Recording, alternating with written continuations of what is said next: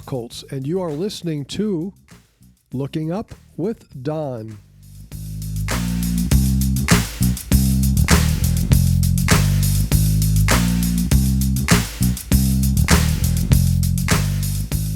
This is the Looking Up with Don podcast, episode number 81 for the week of July 21st, 2021.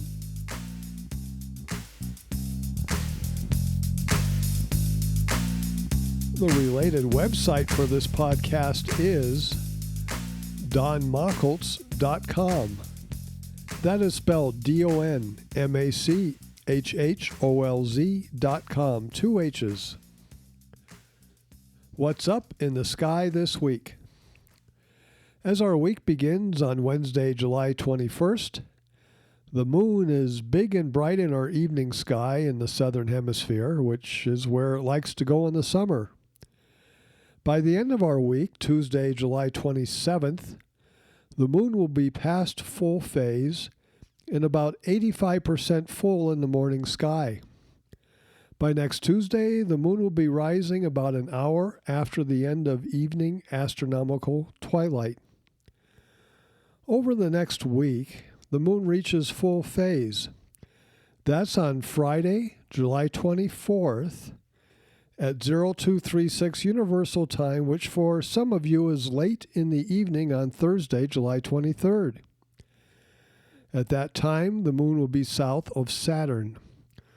Over the following few nights, the moon will pass directly south of both Saturn and Jupiter. That bright thing in the western sky after sunset is the planet Venus. It passes 1.1 degrees north of the star Regulus on Wednesday, July 21st. That creates a good view in binoculars or a wide-field telescope. About a week later, on Thursday, July 29th, the planet Mars passes 0.7 degrees north of Regulus. The southern Delta Aquariid meteor shower is occurring during the next few weeks. Actually, it runs from mid-July through mid-August. It generally peaks on July 28th or 29th. The radiant is in the constellation Aquarius in the southern morning sky. Unfortunately, the moon will be passing through that part of the sky on July 26th and 27th. And the moon will be bright, about 90% full. Normally, about 15 meteors per hour are visible, but the moon will reduce that number. What to do? One option is to watch the shower on July 20th and 21st after the moon sets. Or you can wait until July 29th and 30th and later, and watch the shower after the radiant rises, which is shortly after evening twilight. Then, as the moon rises, the session ends. The moonrise will be about 40 to 60 minutes later each night. The southern Delta Aquariids, or SDA for short, is believed to be caused by material from comet 96P Mockholtz. That is a comet that I discovered on May 12, 1986, from Loma Prieta in the Santa Cruz mountain range between San Jose and Santa Cruz, California. It is one of the most interesting comets ever discovered, orbiting the sun every 5.3 years, getting 8 times closer to the sun than we are, occasionally fragmenting, and responsible for at least 3 major meteor showers, 2 comet groups, and an asteroid. The whole thing is now called the Mockholtz Complex. Yes, that's a real thing, the Mockholtz Complex. How often, never, do you hear someone on their podcast say, go out and see this meteor shower is caused by particles from a comet that I discovered? Never. In 2012, the comet came to perihelion, its closest point to the sun, on July 14th. That's July 14th, 2012. Beginning about a week later, the comet was visible in our evening sky about magnitude 9 or 10. One evening, I observed the comet, and a few hours later watched a southern Delta Aquariid meteor streak across the sky. Same night, both the comet and the meteor. The comet's visible in moderate telescopes for only a few weeks around perihelion every 5.3 years. So when will this opportunity present itself again? The comet and the meteor shower are visible at about the same time. Well, in the year 2033, the comet will be at perihelion on August 16th. So if one observed the comet before perihelion, they might be able to see some SDA meteors the same night in 2033. The next opportunity is in the year 2070, when the comet will be at perihelion on, once again, July 14th, just as it was in 2012. 58 years later, 11 orbits, 5.27 years average for an orbit.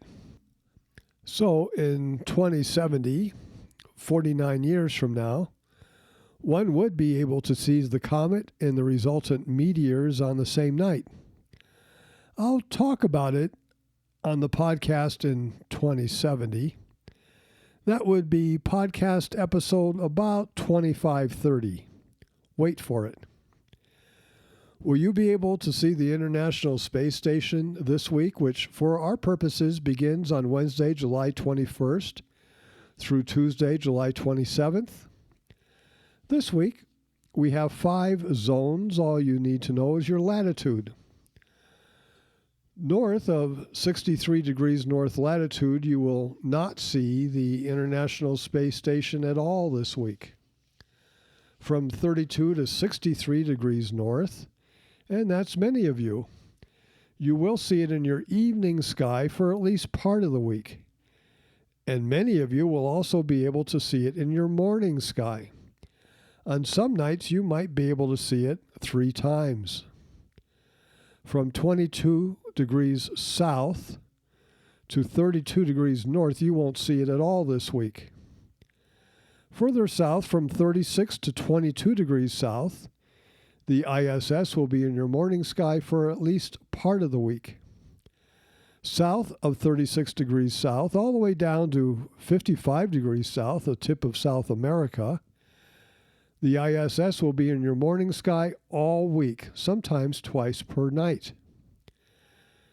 To determine where it will be in your sky, go to the website heavens-above.com and enter your location, then click on ISS. Periodic Comet 15P Finlay is in our morning sky, but so is the moon. When the moon clears out of the morning sky in a couple weeks, we'll be turning our attention to Periodic Comet 4P Phae. Now for the astral class. This week it's all about double stars, also known as multiple star systems. That's more than one star, often 2 stars, or maybe 3 or 4 or more. It has been said that about half of the stars in the galaxy are in multiple star systems. So if you have 10 stars, for instance, 5 would be in a multiple star system. So perhaps 1 2-star system and 1 3-star system. For the amateur astronomer, the joy is in seeing 2 stars close together. I don't understand exactly why, but among the things we enjoy while peering through a telescope, like Saturn, the Moon, and Jupiter, 2 stars very close together gets our interest. Having said that, many amateur astronomers look at double stars when they first get into astronomy, then leave them behind as they move on to other things. That is understandable. Been there, done that. That means that most amateur astronomers are familiar with some of the double and multiple star systems. In our public star parties, we would always show double stars. People love looking at them. This week we will be observing some of those same double stars. In a double star system, the stars go around each other. Actually, they revolve around a common center of gravity. This is usually a point between the stars, depending upon the mass of each star and the distance between them. These distances are large. You could fit several of our solar systems between them. That is, the Sun at the center and the orbit of Neptune forming a big circle around it. A few of these could fit between two stars of many double star systems. That also means the orbital period is long, several hundred years typically. Now maybe that is why some of the public is disappointed when seeing a double star through a telescope. They expected to see them going around each other like a merry-go-round. The distance between the stars, as seen from the Earth, is measured with an angle in arcseconds or arc minutes. 1 degree is 60 arc minutes. The Moon, as seen from the Earth, is half that, about 30 arc minutes. Each arc minute has 60 arc seconds.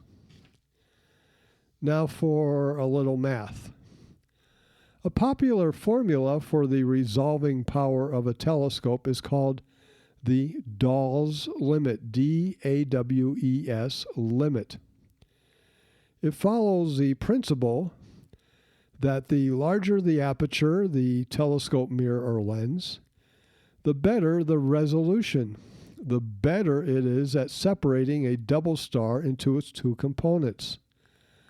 I learned this when I was young, and it's a good number to know. 4.56. Take the number 4.56 and divide it by the aperture in inches, and that's the resolution of your telescope in arc seconds. If you have a 2-inch telescope, then that is 4.56 divided by 2 for 2.28. You can split stars that are only 2.28 arc seconds apart. If you have a 10-inch telescope, then that is 4.56 divided by 10 for 0.456 arc seconds. For metric users, that number is 11.6. 11.6 divided by the aperture in centimeters. Reaching this limit requires several factors. First, splitting a double star means that it appears elongated, enough so that you can say there are two stars there. To reach this limit, you need good optics and culminated optics, and medium to high magnification. You also need a steady atmosphere. The stars must be about the same brightness as each other, and a few magnitudes brighter than the limit of your telescope. The atmosphere must be steady. And your eyes? This assumes average eyes. On good nights, you can exceed Dawes' limit. On bad nights or with a bad telescope or poor eyesight, you'll never reach it. This week, or sometime in the not-too-distant future, get out there and look at the following 5 double star systems. They are identified on podcast 81, map 3, double stars. We begin with Alcar-Mizar. This double star is the middle star in the handle of the Big Dipper. With the unaided eye, you might be able to split this star into 2. Mizar is the brighter of the two and shines at magnitude 2.25. Alcar, the fainter one, is magnitude 3.99, and it sits 12 arc minutes away. Now this is more than 1/3 the size of the Moon, so it should be easy to split with the unaided eye. A problem might arise with the fact that one star is several times brighter than the other. In reality, there's 1.1 light years between these two stars, and they're about 85 light years from us. The nickname for this star system is the Horse and Rider. Now, look very closely at the brighter star. You will see a companion very close to it. While Mizar is magnitude 2.25, its companion is magnitude 4.0, the same as Alcar. But this companion's only 14.4 arcseconds away from Mizar, 50 times closer than is Alcar. 14.4 seconds. It can be split by a telescope of less than an inch if you have enough magnification. Try 50 to 100 power for this one. Mizar and this close companion is a true double. One goes around the other. It is not yet known if Mizar and Alcar are a true double star system or merely two stars in chance alignment of each other. Before we leave these stars, look carefully at the colors. White or blue-white, right? Our second double star of the night is south of the handle of the Big Dipper. Again, all of these double stars are plotted on Podcast 81 Map 3. This star is called Cor Corii. This double star, 115 light years away, and 8 solar systems can fit between these stars. They orbit each other every 7,900 years. Look at the colors of this one. The brighter star appears blue-white and shines at magnitude 2.9, while the fainter companion, magnitude 5.6, much fainter, is some 19 arcseconds away. Now we come to one of the most colorful double stars in the entire sky. I'm talking about the star Albireo at the south end of the constellation Cygnus. The brighter star is magnitude 3.1 and yellow in color. Its companion is magnitude 5.1 and 34 arcseconds away from the primary. It is blue-white in color. So we have what is sometimes referred to as a Cub Scout star, as the Cub Scout colors are yellow and blue. The system is about 430 light years away. Now let's turn south for a double star in which the two stars are very dissimilar in brightness. It is the star Beta Scorpii in the constellation Scorpius. It's 400 light years away from us. These stars are magnitude 2.6 and 4.9. They're 13.6 arcseconds apart. Both stars are hot and should appear blue-white in color. But the fainter star seems tucked away next to the brighter one. People would say that this one looks neat when they looked at it through my telescope. The most difficult double star is our last one for the night, Epsilon Lyrae. It is not far from the bright star Vega. Epsilon Lyrae is 162 light years from us, and it consists of 4 stars. It is known as the double-double. Sounds like something you would order at In-N-Out Burger. 2 sets of stars. Each pair is separated from each other by 3.5 arc minutes. That's 208 arc seconds. And these stars are faint, but some people can split the pair with the unaided eye. Binoculars will help. Now turn a telescope to them. Magnitudes of these 4 stars range from 5.0 to 6.1. A telescope at 100 power will easily split the wide pair, but now look at each of the 2 stars. At least a 6-inch, 15-centimeter scope should be used for this next step at perhaps 200 power. Each of the two stars consists of a second star, two pairs of two. These distances are 2.3 and 2.6 arcseconds apart. At public star parties, we put our best telescope on this one, and we cranked the magnification up to 200 or even 300. People could see all four stars with ease. We have just seen 5 of the best double stars in the summer sky. There's many more, and I suggest you spend an occasional night seeking them. Next week, I will discuss open star clusters and star asterisms. To recap the podcast, what's up this coming week in the evening sky? The bright star Regulus is visited by Venus on July 21st and Mars on July 29th. The southern delta Aquarius peak this week with moon interference. Get out and see some double stars.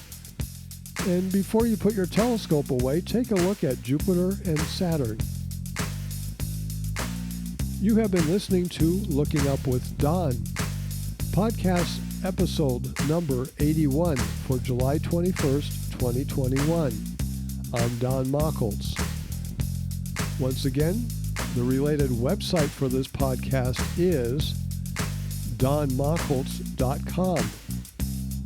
That is spelled DonMackholz.com. 2 H's. You can contact me at dontheastronomer@gmail.com. Once again, dontheastronomer@gmail.com. God willing and pod willing, I'll be back next week for another episode of Looking Up with Don. We'll discuss what's up in the sky. I'll talk about open star clusters and star asterisms, including some notes about a project I'm currently working on. And we'll look at some things in the evening sky. Probably open clusters, don't you think? All that and more. Thank you for listening. See the sky this week. I'll see you next week.